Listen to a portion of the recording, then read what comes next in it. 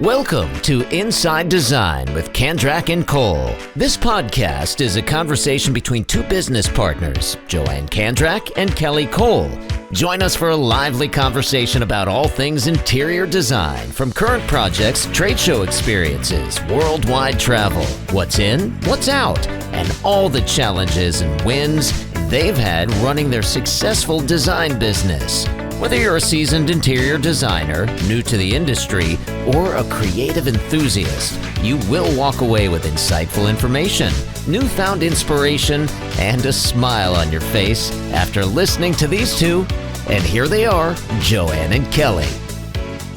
Hey, everybody. Thanks for listening to Inside Design with Kandrac and Kole. This is Joanne Kandrac, and today's episode is your interior design business questions answered. So, over the years, our business has grown and flourished thanks to the invaluable experiences and coaching that we have invested in.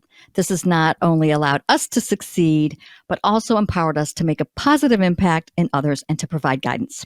So we firmly believe that sharing knowledge is key to helping others achieve their goals. Yep. So through the years of experience, we have gained a deep understanding of various facets of our business that allows us to offer relevant and insightful information. By staying up to date with the latest trends, strategies, and best practices in our field, we are happy to offer assistance to those that can truly make a difference. Yep. So in this episode, we're going to be taking questions from designers about our industry, their pain points, obstacles, and the challenging of running their own business. Yeah. But before we get started, we want to let you know that this episode is sponsored by our friends at High Point Market. And if you are a regular listener, you've probably heard this many times, but know that we are fans. And the High Point Market is huge, you guys. So if you go, you might be overwhelmed. It does cover 13 city blocks and 11.5 million square feet of showrooms, covering every product category you could imagine. It is truly the epicenter of home furnishings and a show that, if you're in the industry, you really can't miss. Every April and October, the future of home is imagined by our industry's leading thinkers and innovators, defined by lifestyle trendsetters and product designers, given form by artists, artisans, and manufacturers, and made a part of people's lives by interior designers and retailers. So, if you are in the trade, make sure to register. Now is the time. Start planning for the fall show, which this year is October 14th to 18th. And registration doesn't open until late July, but it's worthwhile to start booking your hotel and just getting organized. So you can go to highpointmarket.org to look and see. They really help you plan your visit on their site. And stay tuned for information on our Insiders Tour for anybody new and afraid and ready to tackle High Point Market. Our tour sells out quickly, and we are excited to open it up again this fall. Yeah, so exciting. Yeah. Okay, so we reached out to several of our design friends, some who are new to design, some who have been in for a while, some who are solopreneurs that have there's a lot of, I think in any business, there's pain points and obstacles. So absolutely, some of these will apply, to other businesses. But interior design is a very complex industry on how we do things. There's really no not a lot of regulations when you think about it. So, but I love that because you can do things your way, and some work out and some are a little more challenging. And these questions are always out on these forums about charging and just so many different topics. So we're going to. Well, I like this topic because most of the time we ask everybody out there kind of what their design challenges are in their home or whatever, but we haven't ever asked our peers and our colleagues and other designers, hey, what are your pain points? Because as we may have mentioned, we are in research and development right now for creating a mentorship program, which we hope to kick off the beginning of next year. And so we love talking about this kind of stuff. So we reached out and we're only going to read the questions from 3 people because there were so many and they asked so many questions that we figured, well, we'll just do them. We'll just keep doing them. Yeah. Well, I hope we can get to tackle these this because they're all really good. Yeah. Okay, so this first question comes from Allison DeMarte. She lives in Michigan, and she's asking, can you share the steps of your process from onboarding to maintaining a relationship and after the project is complete? There are a lot of steps. Yeah. You want to talk about, just start with onboarding first? I think onboarding and your qualifying call might be one of your most important of the whole process. Oh, for sure. We have Lisa in our office who does the qualifying, but if you are, if you're a solo business owner, you'll be doing the talking, but it's kind of nice to have somebody else speaking for us. And I'll hear Lisa in the background going, well, I know Joanne and Kelly can do this. And I know, so it's not like we're sitting here kind of touting ourselves, here's a third person explaining our process. And so I guess one of the very first things, you want to ask, I guess there's probably 5 questions that you need to know. 1, where do you live in Atlanta? That makes a really big difference. How far do we have to travel? Yes. And if you live in 3 neighborhoods, we're not coming, because they're notoriously bad. Yeah. And depending on if it's a new build, remodel, whatever, timeline. Yeah. The third one, and it's always the toughest question, is the budget, because that you have to kind of know that. The fourth one would be get to ask questions about their family and how they live and all of that. And then number 5 would be, what do you think is the next big one? There's so many. Have you worked with a designer before? Yeah. We always explain our process in detail. It's quite a lengthy conversation. I would say, Lisa, takes at least 30 minutes because you've got to really, we want to establish ourselves as very established, confident designers that can completely take care of you, right? But she also, they're qualifying us, we're qualifying them. So that conversation as it builds, it kind of, some red flags may or may not appear. So for example, if they say, well, I recently went to Rooms to Go and, red flag for us, that's, our clients don't go to Rooms to Go. They have a little bit of a higher echelon, higher level of sourcing furniture or what have you.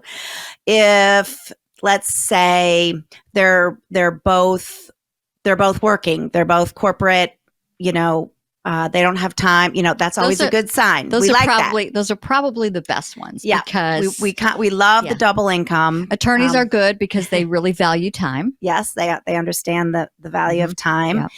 Yeah. Sometimes we get young families and maybe first home and little kids, and maybe the mom is staying home, and depending on their income level, that might not be full service. That might be our Design for a Day program.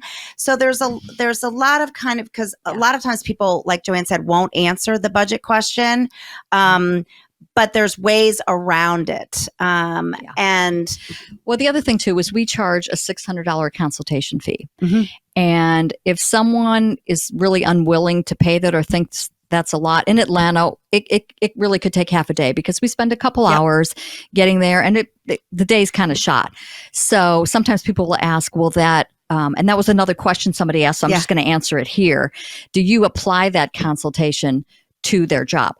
No, because it really is we're taking photos, we're taking all the measurements, we're creating the proposal. It's very time consuming. So that's $600, if you have to be willing to invest that. And if somebody will say, well, I can get a free estimate, then go ahead. A person that doesn't charge a consultation, I'm not sure how they're doing it, but it's just that's really also weeds out some people who really you have to have money to hire an interior designer. You really do. I mean, that's the bottom line. All right. So from there. Okay. What else did she say? Oh, okay. So onboarding and then maintaining a relationship after the project is complete. So she wants to know our process. Like, what do we do? So we get the job. Share the steps of your process from onboarding to maintaining a relationship after the project is complete. Yeah. So I think we need to talk about, we do the proposal. I mean, I think that's what she needs to know. So we might have to go through that kind of fast. Because so let's say that we agree that we love each other and we want to get together. So we make an appointment for a consultation. We're usually booked out about a month, and that consultation is an hour and a half to 2 hours. Okay. Once that's done, we turn around within 1 week and we send them a design proposal. We are flat fee designers 90% of the time, unless it's new construction, and we'll get into that. And we send them a design proposal laying out each room, bullet points, really regurgitating everything that they said, down to little details like, family room, we're talking about the space plan, note. Allergic to down. Exactly. Yeah. Something like that. So that will have the whole design fee on there. They're welcome to add, delete, make changes, not to our contract, but to the scope of work. And once that is nailed down, they put a design fee check in the mail or Zelle us, whatever it is, and pay in full. And then we get going on their designs. It depends on the size of the home, the room. It could take 2 weeks. It could take a couple months. It depends on the scope of the project. We will then, we may go back to the house, do some last minute measurements, call with questions, see if they want to visit art gallery together. We're pretty independent though, once we've done a thorough job of qualifying and we've spent a considerable time with them on their consultation. It depends. Of course, a whole house is a whole nother thing, more conversation. But just a few rooms, we're pretty independent. Yeah. So they look over that proposal and kind of, like Kelly said, they can change anything or add, take away, and then they pay that design fee. And that's when we start making the selections. So that's where we're heads down, selecting furniture, fabrics, ordering samples, getting the space plan, having it rendered, if it's a full space.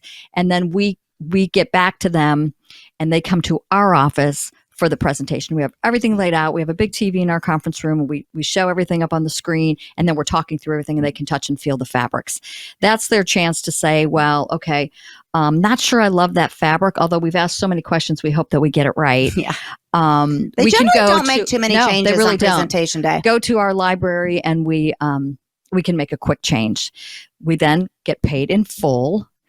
And we start placing. We kind of joke around, but we do tell them, depending on their timeline, bring your checkbook. We're not kidding. Like we're not being like obnoxious salespeople. We're just saying, it's not COVID time anymore. Praise the Lord. But we are still, 8, 10, 12 weeks. So, if you want to get going, which everybody does, bring your checkbook, because we don't place orders until the entire proposal is paid in full. Well, what's nice is we use Studio Designer, which is an industry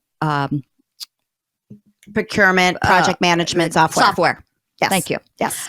And so what it does is once the proposal is accepted, all the orders go out to the manufacturers, and then everything goes to a receiving warehouse because we're ordering wholesale. Everything is, put in that location for Mr. and Mrs. Smith. Mm-hmm. Window treatment fabrics are going to the fabricator.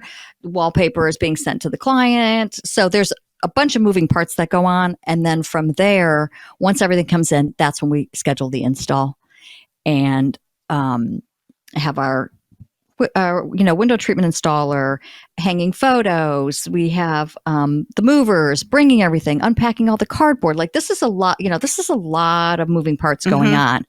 And then we're there styling everything. So at the end, it's a, awesome reveal. And we generally, we give a really nice gift and people are really happy. Mm-hmm. And then as far as maintaining that relationship, we send a newsletter.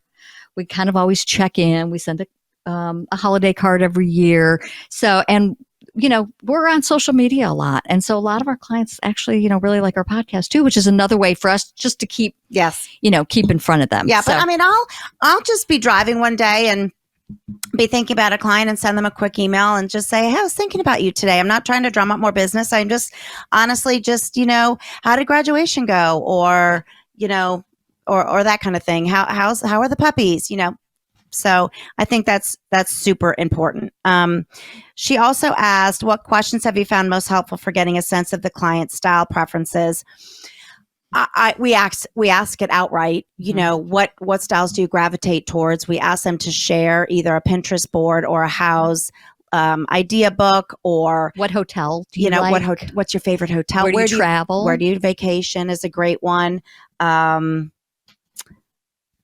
really kind of, because a lot of times people don't know the words. They might say modern, but they don't mean that at all. Or they might say farmhouse, but that's overused. And so those questions are better. Yep. What does your design presentation look like? What deliverables are included? Do you share a presentation and present the cost and have them sign an agreement at that time? So Joanne kind of just touched on this, but yes, on presentation day, they get we use Keynote because we're on a Mac. So everything is laid out on a Keynote presentation, kind of like a PowerPoint. It's up on the big screen, and they get a paper copy. They get a rendering, a full colored hand-drawn rendering. It's about like 24 by 30, 16 by 20 maybe, on a board for each room that's completely done from scratch. If it's just a few things here and there, we don't render it. And then also a line by line budget of the entire project, shipping, tax, everything included, bottom line hard number for them to sign on the bottom line. We want to make it as easy as possible for them to visualize, to see the details. We've got fabric swatches, of course, wood samples, tile samples, everything for them to touch and feel, so that we want them to sign on the bottom line and get the project going when they leave. The thing that I can really say about our process, I think it's very efficient. Like when we go to the consultation, this is not just a meet and greet, whatever. We're getting this is us. This is how we do it. We're getting the measurements, the photos. Why come back? There's no reason to come back. I mean, unless it's a whole house, of course. We got to come back. And then when they come in, show them everything, get paid for everything. I mean, they may take a couple days to want to think it over, but if you wait too long, things get discontinued, fabrics are out of stock. Like, are you going to do it or do it? So if you're wondering, no, we don't give options, because they glaze over and they inevitably will look at us and go, well, what do you think? So there's no point. Plus, when I'm putting together a room and there are 15 fabrics in that room and everything plays on everything, and then the art ties in and the rug. I give you an option, then that really just means an entirely different room plan. Yeah, and I think that's a totally different people design, realize you probably don't want to pay for that. I mean, I've asked you so many questions, and we've qualified so much that I'm giving you like 110% A++ on that day. And then if you want to make changes because you flat out don't like something, then of course, then we'll make those changes. Yeah.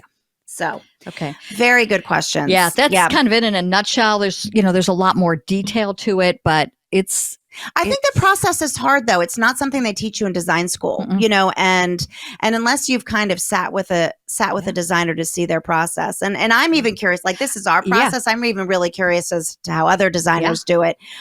Because, like Joanne said, there's no textbook to say, this is how you onboard a new client kind of thing. So you got to lean on people like us who are teaching this kind of stuff. And we've done it for so long, and it just keeps working. I mean, yeah. So thank you, Allison. Those were really great questions. Yeah. Next, our buddy Dorothy here in Atlanta. She is a great designer. She's a solopreneur, as she calls herself.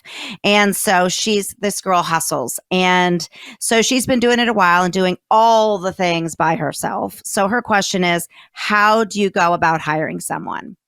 Well, we went through this, and there's two of us. Yeah. But we were schlepping a big rug one time, trying to put it in a van. And I think you know when it's time. Yeah. We looked at each other and said, this is not the best use of our time. No. So it's very scary to hire somebody. You kind of, like I said, you'll know when you need to do it. And then after you do it, you'll be like, I wish I would have done it. It's scary to have to pay somebody. If you can find somebody who's looking for something part-time, I mean, moms, stay-at-home moms, whose kids are in school that maybe just want to be there. Those are great people because they're kind of available, but they don't need this full-time job. And it's really, we haven't officially hired. It's been word of mouth for a while, but of course, I think social media and putting it out on Instagram is probably a great way. we've reached out to our local schools. Yeah. We've got SCAD, Chat Tech, Art Institute of Atlanta, Kennesaw State. So any of those students coming out or still in school and just need some part-time stuff is great, because I think when you're starting out, hiring somebody full-time and feeling very responsible for their income is so intimidating. Mm-hmm. And so finding that part-time person, and there's so much virtual work to be done that I think that might be a first way to start, Dorothy, is to offload some of your administrative work that can be done virtually, and then anybody in the country can do it. And if you're because you shouldn't really be spending your time on anything that does not involve design, aka making money. So sitting at your desk and expediting orders is a waste of your time in terms of trying to generate. What tasks do you delegate? And I would say expediting, placing orders, running errands, ordering samples, like dealing with damages. You know what a time suck that is. Lisa and Lynn in our office, they know all the reps, they know all the customer service people, they deal with all the trucking lines and deal with all that stuff, because clients don't understand how hard that is. Yeah. And so how much do you pay them? I guess it just sort of depends on what you're having them do. And what part of the country that you live in. Yeah. But I would say it probably ranges anywhere from 20 to I know some that pay $40 $15, an hour. but I don't think 15 is enough. No, but some people, pay that. And I guess it depends on what you're having them do. Yeah. But I think that we're proponents of paying more than maybe the average, so that I don't know. I just feel like it shows that we appreciate their value. We want them to stay with us. We want them to, if we ask them to go above and beyond, they will. The other thing too is they really appreciate being the flexibility. If they want to take a vacation, no big deal. We haven't had a full-time person. Yeah. Ever? Lynn in our office has had some, medical stuff going on with her dad, and she'll be like, "Oh my God, something happened. I have to go." So I think, when I worked part-time, having that flexibility, if I had to go to a kid's school function or something, I feel like that's really worth a lot too. So trying to find somebody like that. I think when you're starting out, that's a great way. Yeah. Okay. This question. What? Okay. How do you make time to train them? Oh, no. Oh, you're moving on? Well, you just make the time to train them. But not how. You just have to do it. This question. It's a priority. When you have clients that want to be very involved in the design process and want to tag along on sourcing trips and looking online and sending images, how do you politely tell them you don't work that way? You know how you say it, Dorothy? You say, "I don't work that way." That's it. Yes. Okay, go ahead. I have to use this as an example. We get wild pissed about off this. and wound up with this kind of stuff. So I try to use my hairdresser as an example. Okay. I'm not going with her to hair shows to look at the latest styles. I don't sit in the chair and say, cut this here, cut here, and use this color. That's her wheelhouse. Yes. Okay. And so I will sit there and say, do what you do. That with my hair, my texture, my color, do it. And I feel like it's the same thing. It is. You're not going to go shop. First of all, they'd be so overwhelmed going shopping anywhere. Mm-hmm. We know the right brands. We know who we can count on to do the things they're supposed to do. Mm-hmm. To me, it's just stay in your lane and leave me in my lane. And I know there's people who like to go with other people. I just don't want to do it. I think it's a choice you have to make. And in our experience, we are much faster and more efficient on our own. We know what we're doing. Many times we are sourcing or dealing with multiple projects and multiple clients at a time. So it's actually going to slow us down and take more time if I have to dedicate an entire day to be with one client. And I mean, don't get us wrong, we love to collaborate with our clients. We have clients that have great taste and know what they want. But once you tell us, throw it up on us, tell us everything you love and everything you want and what you're after, and then let us do our jobs, we can think more clearly if you just let us go. But if you're tagging along and you're wanting instant decisions. Well, the other thing too, are you charging hourly for that? Mm-hmm. And then I don't know. I feel like if you're going to look for, let's say you're going to look for a sofa and you're charging them like $250 an hour, you're there for a couple hours, they've just spent $500, something that you should have been able to do for them without them being there. So yeah, it's just you just have to make that decision. Yep. Okay. All right, Cindy.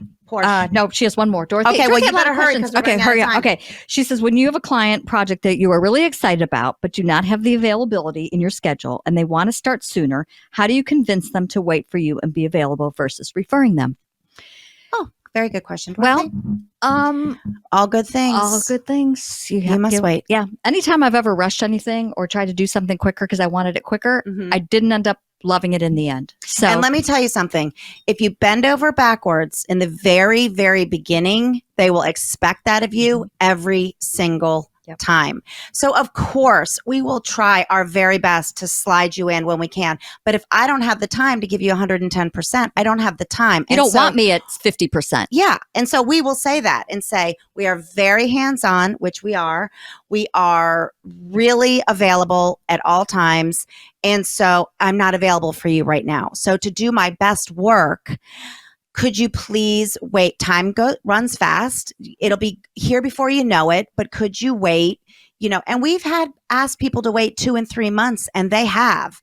And then we're clear-headed and we're available and we're ready to dive into their project. But you don't want us 50, half-ass. That's not what we want to give you. So, and they should, if you're, you can't call a contractor and get them tomorrow or in 1 or 2 weeks. You can't call your OBGYN for an appointment, and get seen tomorrow. So, wait.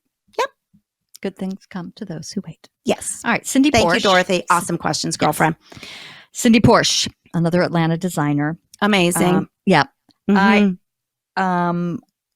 When you have a client whose profession contains doing new construction like office buildings, etc., how do you get the point across showing the difference financially or otherwise why they should work with your firm? Awesome question. Well, if they're in construction, do they have a design team? Because to me, those are two separate things. So having to convince them, maybe you're saying having to convince them because they don't want to pay. Maybe. So it always comes down to budget. And I think that, right, if people work we've had some construction workers who are kind of like, well, I wouldn't pay that much for that. Well, they have to know the difference between vanilla and an interior designer. And it just depends what the goal of the project is. I think that's a very good answer. And I think every new construction project is the most beautiful when you have a team, and that team should be the architect, the builder, and the designer. And those three, we all have a wheelhouse. We all have a lane. We need to stay in that lane, but collaborate together. And we all bring very unique talents and skills to the table for that client. And so, in our experience, we lean really heavily on the skills of our architects and builders. They're amazing at what they do, but they're not amazing at what we do. So we need each other. So I think in terms of just that knowing what's current in the industry, knowing, they're so busy. Our builders on our projects are so covered up with their subs and maintaining the job. They don't have time to do what we're doing. They're out in the field. They can't be sitting at their computers. They're out, managing and reacting to different kinds of things that are happening. They can't. And if you don't hire a designer, who's making all those selections? And are they qualified to do so? And like Joanne said, are you getting vanilla or are you getting the best that there is? There's so much out there to do in building supply land and materials and design, and there's so much that you can do. And it doesn't always have to be the most expensive. If you have a good designer that can create a high-low with a really great design, you're coming out ahead. Yeah, in all honesty. I think if you asked one of our clients right now who we're doing a huge new build for, she would say that we are probably her biggest advocate when it comes to her budget. We're the first to go, you know what? That's not a bang for your buck. Don't do that. Let's do this instead. And we've done it multiple times. So yeah, I think there's great value there. Yeah. And we're just doing what's right. Right. What we feel is right. Yep. There's no reason people need to overpay for things that they don't need to. That's right. There's some things you have to pay Yeah. more for, but not everything. So, all right. Then she says, okay. we can answer these two quickly. Do you take a retainer once they want to work with you and want to see your plan? Does the retainer go back towards the project? So this is in terms of new construction. Mm-hmm. So the way that we have found for us that we do a half and half on new construction. So the selection process where we are selecting, for example, all the tile, plumbing, lighting, so forth for set spaces, we do a flat fee. Okay. The scope is very clear what has to be selected, right? We know our client very well. It's not going to be something that changes, right. Is constantly turning over. Where we charge hourly, and then sometimes we will charge a retainer upfront. It depends on the relationship with our client, is in terms of project management. It is very hard to determine the number of times you're going to get called out to the site. You're going to get called into a meeting. You're going to be, we all need to come together to discuss the fireplace design, or we all need to come together to discuss the door, the door hardware or the millwork designs. And it's too hard to say. So that's where lots of moving parts. Yes. So you have to charge extra kind of for that. Yes. But we don't give up any of our intellectual property, especially all of those selections, until that design fee is paid in full upfront, because the work's done. I'm not going to chase you down for money, and you could take that entire plan and walk with it. So, yeah. And then her last one: what form of advertising seems to be reaching new client bases outside of Instagram and your podcast? Very good question. Well, I know for some designers this is a pain point, but Houzz, Houzz, we get some great qualified clients from Houzz. And I will say, we always ask, and that's a good question, ask, how did you hear of us? A lot of people say online. And I think our SEO with the podcast information that's out there, our website has all those little spiders or whatever they call them that, crawling around. And we keep ourselves out there. So I think that's how people find us. Cindy, we honestly get probably the most calls of people just searching online that say like best interior designer in Atlanta. And we've worked so hard to build that SEO up in terms of press. We had a blog for 10 years, over 10 years. And it's still out there, running around creating content for us. Mm-hmm. Everything that we put on social media, on YouTube with the podcast. So, oh wait, I just thought of one other thing. Yes, because I think this is pretty awesome. Yeah, we have 75 5-star reviews on Houzz. Like you got to work it. I mean, you got to work it to make Houzz. I'm so proud of that. Well, when we work for someone and we're done, we'll just ask them to do it. But that's a lot. Yeah, that's a lot. I forgot we had that many. Yeah, but we ask for it. We say, could you write us a review? And they do. And now we've asked, because we have so many on Houzz, we've asked them to do that review on Google. So that has really helped. But we work it. Like we put all of our new photography on Houzz. If somebody asks a question, we answer it quickly. We do not pay for Houzz. We used to, but we don't anymore. Mm-hmm. So we just really work it, and it has benefited us. Consistent in whatever you're doing. Yeah. All right, time for quotes. Wow, that was a whole lot. That was Are fast. You guys tired? Did you take notes? Do you need to re-listen to this podcast again? Oh my gosh, yeah. We could go on and on. See, this is why we're starting a program, because there's so much. Yeah. Okay, the funny quote. Okay. In today's episode of How Strong Is Your Marriage, we take a trip to Home Depot to pick out a shade of white. That is hilarious. The other episode What's your favorite color of white? The other episode would be, let's wallpaper this bathroom together. Which I think have you ever done that? Yeah. Yeah. I thought you had. Yeah. Okay. Here's the serious quote. Ready? Life is an echo. What you send out comes back. What you sow, you reap. What you give, you get. What you see in others exists in you. Remember, life is an echo. It always gets back to you. So give goodness. That is such a great reminder. I love that. It's a great reminder. Yes. And I believe that with all my heart and soul. Me too. That what you put out in the universe, you just it's like a magnet. You get it back. And Yep. And so that's that why we're giving goodness today, Yes. right? We're giving goodness. And I was thinking, we're very, we're not good about this. Okay, we got to remember this. But seriously, if you have a question for us, if you want a topic covered, if you have, we're as you can see, we're very transparent.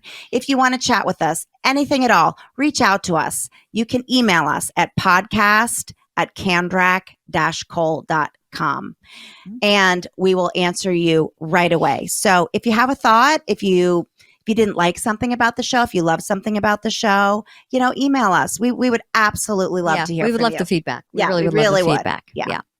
So thank you again to High Point Market Authority for sponsoring this episode. We are so excited for the next market. And hopefully you sign up for a tour if you haven't been to High Point before, haven't been in a while. Yes. Yeah. So have a great week and thanks for listening. Thanks, everybody. Bye. Join Joanne and Kelly for a new episode every other Friday as they continue to explore the nuances of the interior design business with the goal of informing, inspiring, and entertaining their listeners. See their work at kandrac-kole.com and engage with them on Facebook and Instagram at Kandrac Kole.